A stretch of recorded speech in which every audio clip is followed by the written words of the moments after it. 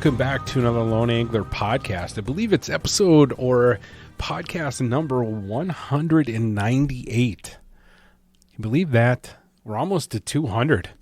Not that anybody's keeping track. Well, I guess you could say I'm keeping track.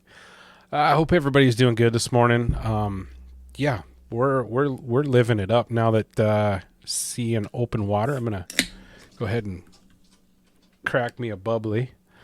Yeah, if you hear any weird, strange sounds, there's I live above a karate dojo right here in downtown Bemidji, and they're having class tonight. Then I got a cat, which y'all know I got it last summer. So Leia's been with me now for almost a year, coming up here in July. And yeah, so she's going to be running around here because I'm not giving her 100% attention. So if you hear any random stuff or you hear me scream and yell to like not do that, that's what's going on. Yeah, a lot has happened since my last episode, and I want to thank everybody who reached out and listened to that last episode. I really appreciate it. I was questioning whether I was even relevant anymore or what I talk about is even necessary. And I had quite a few people reach out and tell me that, yeah, keep doing what you're doing, dude. They enjoy my perspective. Hey, all right, cool, man. I really appreciate that. And if you want to send me a message, whether, you know, you want to tell me keep doing it or, dude, just power down. Just forget about it. Send it to me on Instagram. You know, I don't even know my own Instagram handle per se. So I'm going to look that up real quick right now, because I suck at life and I'm super prepared, but it's LAP_creator or Patrick Olson. Just, yeah, search it there. You'll be able to find me. Shoot me a message. Let me know what's up. And I'm also open to, you know, if there's anything you'd like me to talk about, you know, even if I don't know what you want, you know, I don't know anything on the subject you'd like me to talk about, I can always do some research, look into it, read, gain some knowledge on it, or I can reach out and find somebody who has knowledge of that. We can get them on here. We can talk about it. I think that'd be pretty fun. That'd be pretty cool stuff. What else has happened since then? I think the last time I did an episode, I should come to this better prepared, or, you know, put one out every week so I don't get so lost, because we're going to go all the way back to like May 3rd. But, yeah, I think the last time I did a podcast here, I think there was still some ice on the lakes and all that, but that's not the case anymore. We are open water, 100%. All of you know that. But I got my first taste of open water on May 3rd. Krafty, my boy Krafty, and I went up and did a little fishing on the Rainy River for some sturgeon. And it wasn't lights out. I'll get to that in a second. But fun was had. We boated 10 sturgeon in like 11 hours. We had a 52, well, let's go, a 40 to 42 incher, didn't throw her on the measuring stick, and then a 52 and a 59. Those were both taped out. And then, so we had those three, and then the rest were all like under 30 inches, all the way down to like 12. So, I mean, it wasn't lights out for big fish, but it was really nice to see open water. It was really cool, man. It's amazing what just the visual of open water or water moving will do to your brain. I felt super relaxed. Sturgeon fishing is, or can be, like one of the perfect outings, or not outings, but beginning to the open water season for me. It's chill, man. And I like to just chill out that first trip. You know, I know I'm going to be catching some fish, but it's simple. It's just simple. Don't have to overthink it at all whatsoever. And, but like I said earlier, it wasn't a super lights out day. You know, I mean, for us anyway, I guess we're lucky in the fact that it's only like an hour and 40-minute drive, and it costs us like $50 in gas. and some boat snacks, where I know there's guys that are, spending hundreds, if not thousands of dollars for a whole week to go up there. And so, yeah, I got it pretty lucky. So we're not going to really complain too much about that. We were complaining in the truck on the way back, but then I mentioned, hey, man, that whole scenario that, hey, we can do a turn and burn one day. Leave before the sun comes up, leave when head back when the sun's going down, and we're home. There's a lot of guys that don't have that luxury. So we both gave each other the mutual head nod of, yeah, you're right. Let's not bitch too much. We caught 10 fish. A couple of little burbot were caught. Never put hands on them, but they were flopping around by the side of the boat. We did not have any walleye or sauger bycatch. One sucker was caught and again flopped off by the side of the boat, so no big loss there. Although I do enjoy fishing for them. Yeah, everything went good, man. It was a super fun trip. Always a good laugh with the old Krafty man. Matter of fact, he just called me. We do it daily after the work phone call, and I called him. Didn't answer. He's a busy dude. Called me back, and he's got some power trim tilt issues. I believe it's a relay. So he's getting that fixed, and he wasn't super thrilled about it. But hey, that's all part of owning a boat, right? I own a float tube, and I had to order a whole new float tube because I needed a replacement bladder, and they were out of stock, and I needed to fish. So, hey, even if you got a float tube, there's always an expense. Oh, man. But yeah, sturgeon fishing was a good time, and I like sharing the boat with the old Krafty man for sure. Traveling with that guy is an adventure in itself. Him and I could have a great time and make very memorable moments just traveling. We have. Matter of fact, when I was doing ice shows and stuff, we would travel together, and good God. I mean, almost flying in the ditch because we're laughing so hard. It's a thing, man. It's a thing. If you could be a fly in that truck, I don't think you'd ever want to leave. Gets interesting up in there.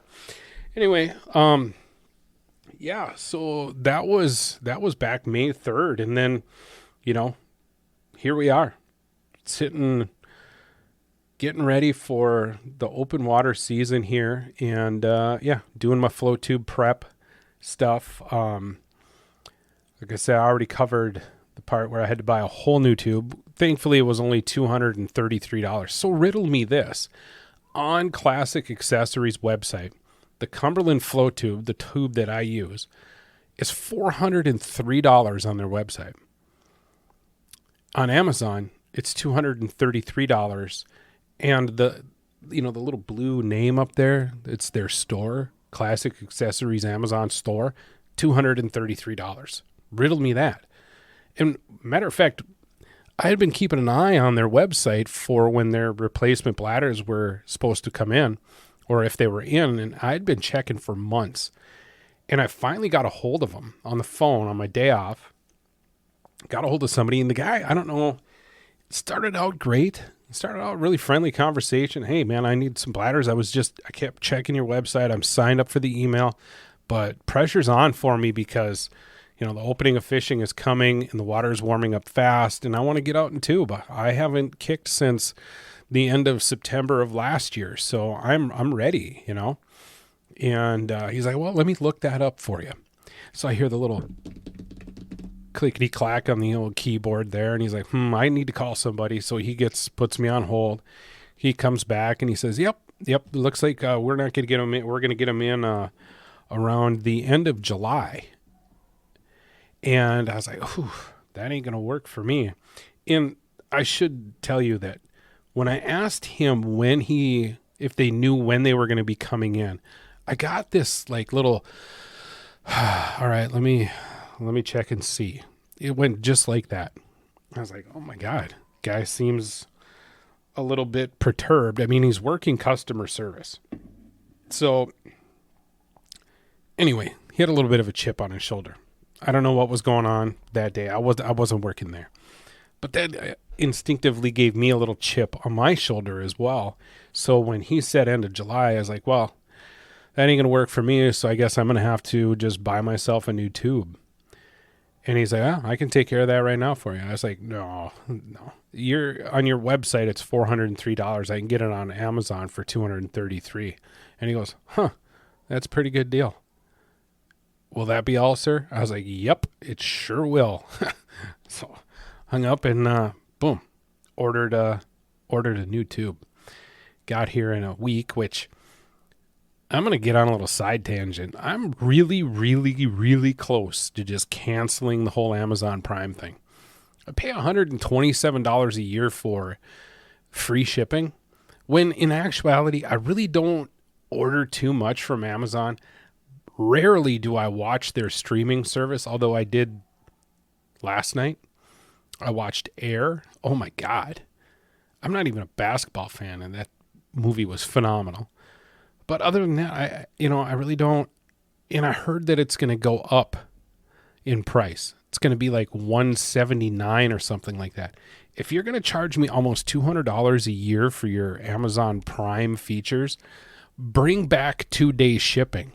There used to be a time when you'd order something on Monday, it would show up here in northern Minnesota on Tuesday. And this was before they had the distribution center in Shakopee, which I guess already is closed.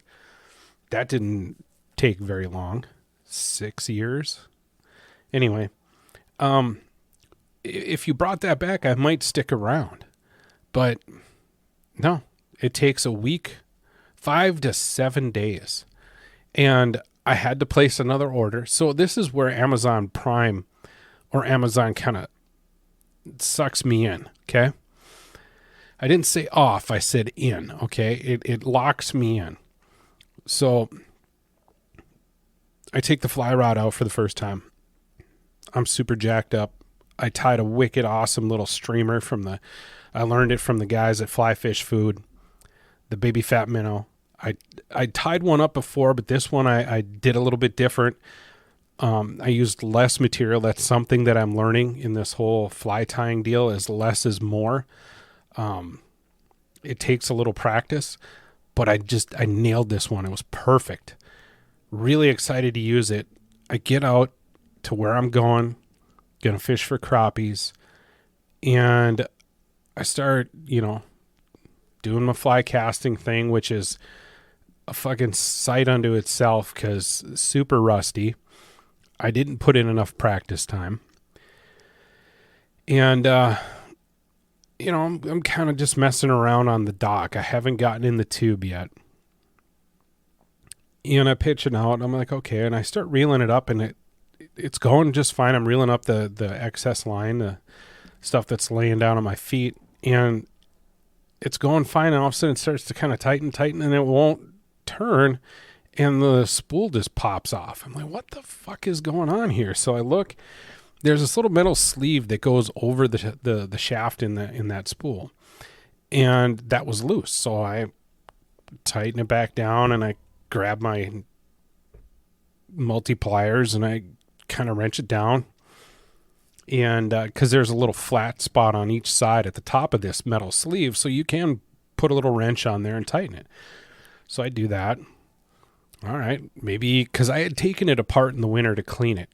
And this reel is old. It's an old Cabela's LSR Prestige or something. I even used it for ice fishing for a little while, way back in the day. But yeah, so I do all that. And I'm like, in my head, I'm like, well, maybe I put it together wrong. So I tightened that thing down and stripped out a bunch of line and started false casting again and whatnot. And I'm kind of working this streamer. I'm checking it out by the water. I'm like, I'm good to go. And I start reeling up again, and it does it again. I'm like, all right, I'm not even going to try to mess with this, because if it pops off and I'm out in the tube and that spool hits the water, I'm going to be unloading 90 feet of line, well, probably a little less than that, of fly line, and then I don't know how many hundreds of yards of backing until the spool comes up. So I just ditched it. Now, being where I live here in Bemidji, there is not a very big fly tying or fly fishing community. So our bait shops don't have fly reels. They just don't. And I don't blame them.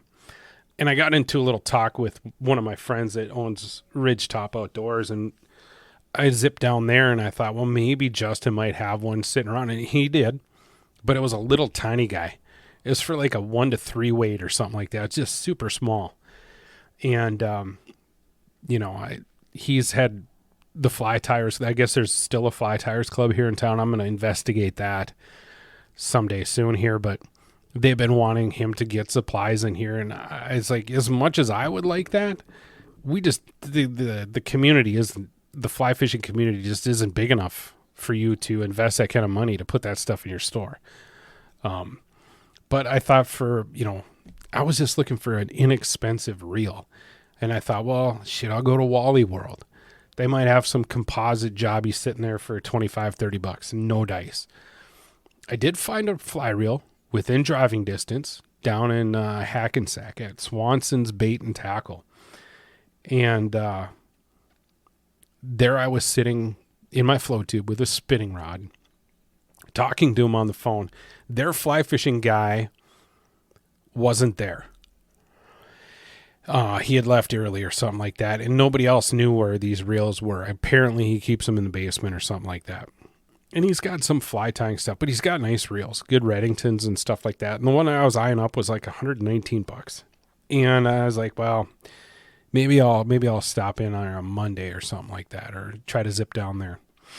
And that got me thinking, and I started looking at my phone, and I was like, you know what? I don't want to invest $120 or more into a fly reel that I'm just going to be using for panfish. The panfish aren't taking me to the backing, but I need something that's not going to come apart.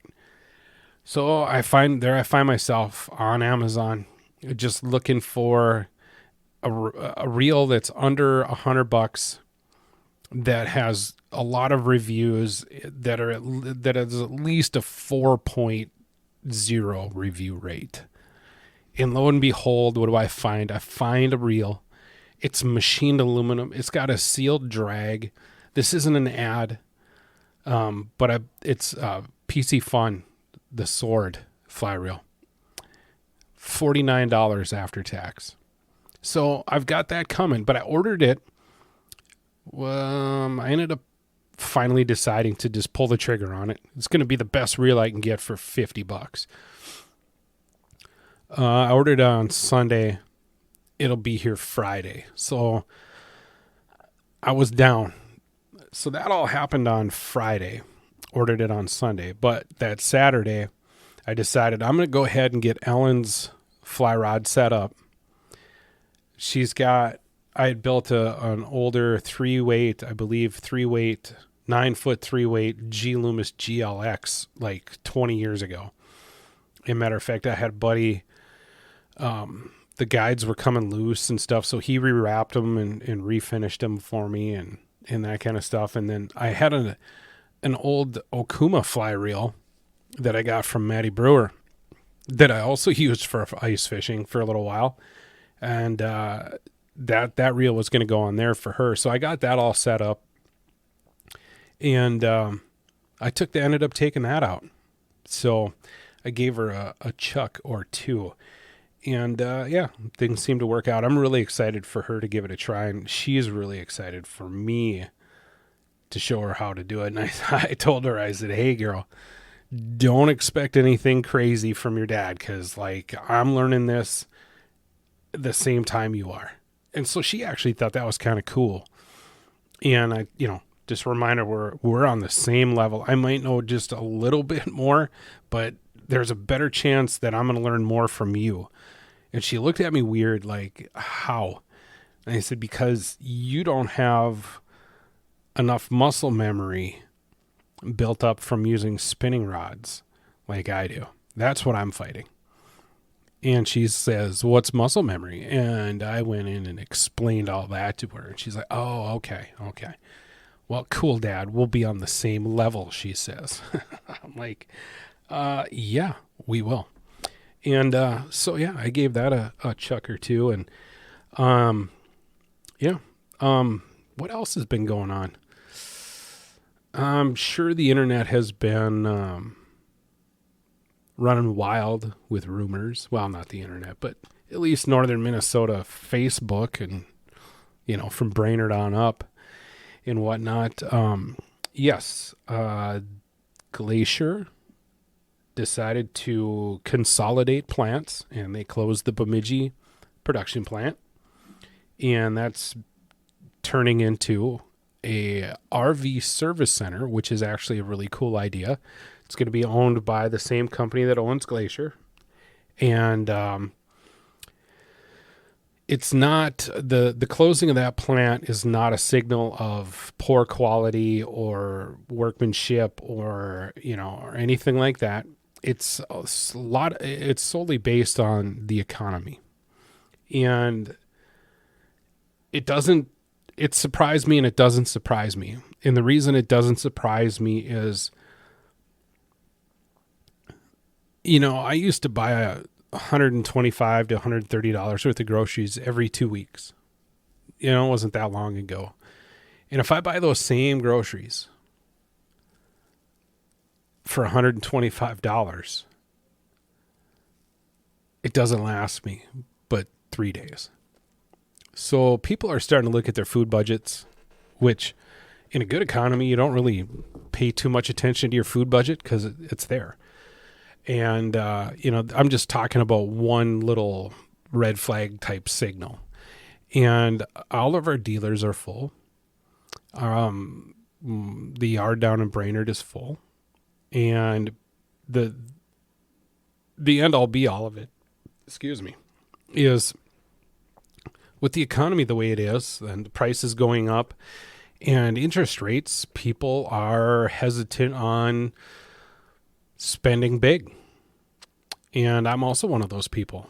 I've been wanting a Toyota RAV4 for a long time now, and I'm hesitant to buy one right now because interest rates are insane.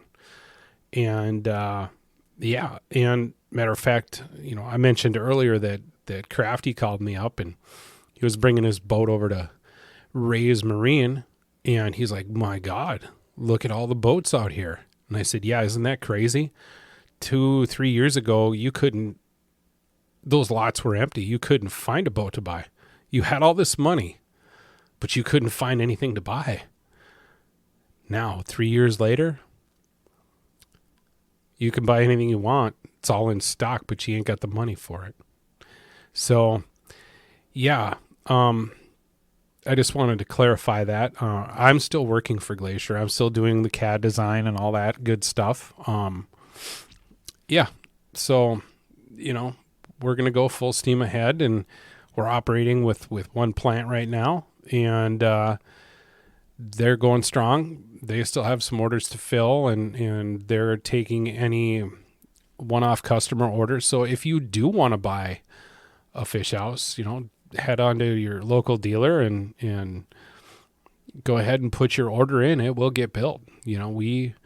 We're still going to make fish houses. It's just we're not going to make that many right now, and because our dealers are full. So I just wanted to clarify that and let everybody know, because I know how the old internet can get pretty wild out there. Yeah, that's for dang sure. I was actually messing around with Chat GPT, and of course I mentioned that on Mother's Day, and my little sister kind of freaked out. "You better watch out for that. Oh my God, like it's the most evil thing in the world," and it's really not.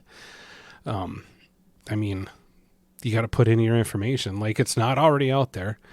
But I had it write a meal prep, grocery list, and workout plan for me. It was pretty wild.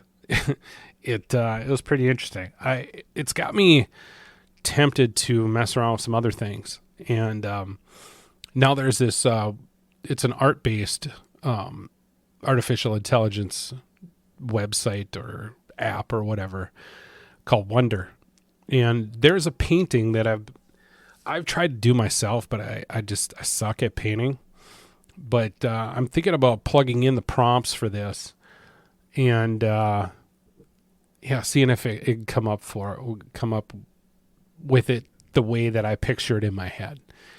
So if I ever do that, keep an eye on my Instagram because I'll post it up there. I'll probably, if it turns out awesome, I'll probably get it printed on metal. I'm not going to tell you what it is right now. You'll just have to wait and look on the old Instagram. So yeah, there's that. Been playing around with that a little bit.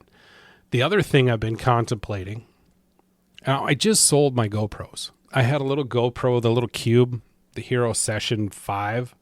I had that, and I had a 5 Black. And I really wasn't into making YouTube videos anymore. But, ever since getting the tube out and whatnot, I found myself reaching for my phone and making little videos to put on Instagram stories and that kind of shit and Snapchat and whatnot. Yeah, and the thoughts started creeping into the old noggin. Like, should I pick up a GoPro again? And then the other part of it too is, I'm doing this photography stuff, which is, oh my God, I'm having so much fun with it. The GoPro takes amazing still shots, and you can set it up to shoot in RAW file format instead of a JPEG. For those of you that don't know, the RAW file format is you get all the pixels to work with, where JPEG it's all compressed and mashed, and you can do a lot less with a JPEG file than you can with a RAW file. So there's that. Plus, the ability to stick it underwater and get cool shots. And just being able to, float it out like in my flow tube. I've thought about this for years, making like a little floating island type deal, PVC pipe and foam noodles cut up and stuff, and I could just have it set out there and just have it, do time lapse photos, just just of cool things. So I'm kicking around that idea, and I certainly don't need a brand new GoPro, like an 11 or anything like that, but I did my research, and 5 through 11 all shoot stills in RAW format. And that's the only thing I care about.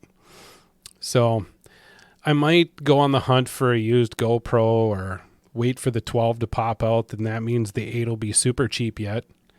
Yeah. So, hey, I'll just throw it out here. If anybody's got a GoPro that is GoPro Hero 5 or better, and preferably the Black series, not a white or anything like that, that you're willing to get rid of for a decent price. I'm looking at $200 or less. Hit me up on Instagram. Slide into my DMs. That's not creepy or anything, right? Shoot me a message on Instagram and we'll chat it up a little bit. We'll see. I kind of miss it. I kind of have some regrets. I should have kept the little cube. The little cube took amazing still photos. It was a lot of fun. Maybe I should hunt on eBay for that little sucker. It was kind of a pain in the ass to set up with the phone, but once you got it working right, I don't know. If you got a GoPro 5, 6, 7, 8, 9 that you want to get rid of in the Black series, 200 or less, holler at me. I'd be willing to chat with you about it. The camera, the old Sony a6000. I don't know. I love the thing. It's awesome. I'm having so much fun with it. I'm really learning a lot of good settings. Shooting in aperture priority, not auto. I've done a few full manual things. I want to start doing a little bit more, but shooting in aperture priority for me, it just works really, really well. Basically, I can adjust the aperture and to get, how much not focal distance, but like they call it bokeh or bokeh, the blurred out background, depth of field. That's the word I was looking for. I can adjust for that, and using aperture priority to adjust for how much light, whether it's sunrise, sunset, midday, complete dark. That works really well for me. And then the rest of it, the camera takes care of the rest, the shutter speed, the ISO, the whole 9 yards. So that's really been working out well. I haven't taken it in the float tube yet. I'm a little I'm a little gun shy to take it out by myself. I'd rather take it if I'm going to go kick tubes with Krafty or take a buddy flow tubing for the first time. Then I'll probably not fish that much and I'll just shoot photos. That's kind of my plan with that. Because trying to take photos with that, when the phone, I'd rather lose my phone to the abyss than my camera. 100%. 100%. So I don't have any problems taking it in the boat. That's fine. Float tube's a little bit different story. So, but there's a little update from me to you. I hope you're well. It's kind of a little bit shorter episode, but hey, that's okay. I do have more episodes coming up.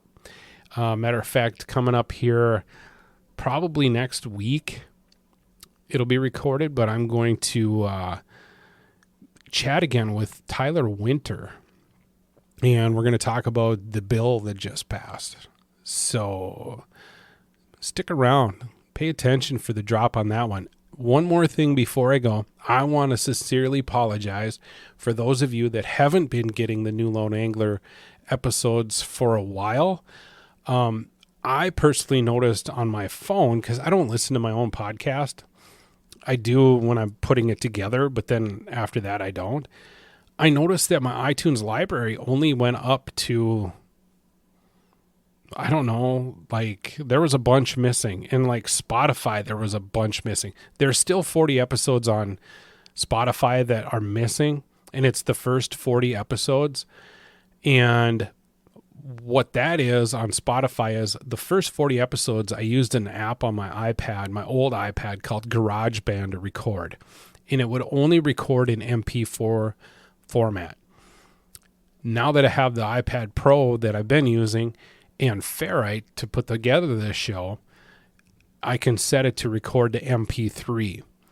Now, the missing episodes on Apple and everywhere else was due to, on my end, the podcasting host that hosts where I post this to go out to the internet, Podbean, there's a little settings way down in the advanced stuff where there's a limit of episodes, and it was only set to 100. Yeah, so I pounded on that up button for a while there, and I think I got it set to like 500. So, and then I fixed that, and boom, all of a sudden I was checking my stats like a day later, and bam, I had hundreds and hundreds of downloads. So I wanted to apologize. If you're following the Lone Angler, then all of a sudden, boom, your phone is just filled up with a bunch of Lone Angler episodes. That was on me. I appreciate you that you're following, but I'm sorry if you were missing a bunch of episodes. I got it fixed now. So, and then since we're talking about the Lone Angler, I'm working on a little something behind the scenes for myself that will involve the Lone Angler, and we'll talk about that as I get more into it coming up. Wow, hit the mic stand. Yeah, good one, Patrick, good one. Anyway, I'm going to get out of here. I think my cat's just sitting on the back of the couch staring at me like it wants to kill me. It probably does, but little does she know, she goes to the vet in like a week. Chop, chop, little girl.